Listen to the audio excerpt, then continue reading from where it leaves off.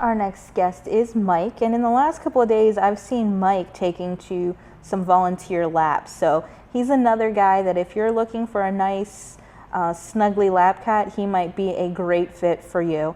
He's also an experienced lap cat because he's about 6 to 8 years old. So he's past all of that kitten stage where they're, running up and down the steps all night and, they are so needy and want your attention all the time. He's used to being a cat. And so he's going to be a little bit more comfortable being at home by himself while you're at work.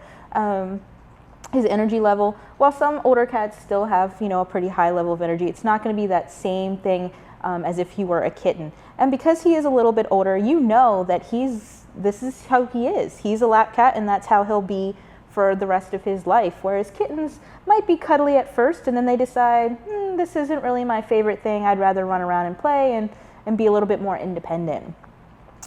Mike did come in with another cat named Carol, who we named Carol, as strays. Carol has since been adopted, so Mike is used to being with another cat. So if you have an existing cat in your home with a proper introduction, he would, probably really thrive in that kind of an environment.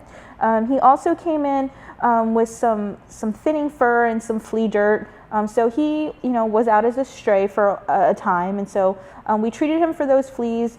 He also had some ear mites. So anybody who's adopting him, we've treated him for those things, but he's just going to need some continual preventative things every 3 months to make sure that those things stay away and that he has, a good clean bill of health. He is a beautiful tuxedo cat. He has that nice silky black fur. I picked him up. He was great with that. He comes right to the front of his cage and greets people now. He was actually listed as shy, but he seems to have quickly moved out of that phase and is ready for people to provide him with lots of TLC. If you are looking for a handsome senior to add to your family, you can do that by visiting Mike here. Because he is a senior, he would go home for a $20 reduction in his adoption fee, making him adoptable for a fee of $77.50.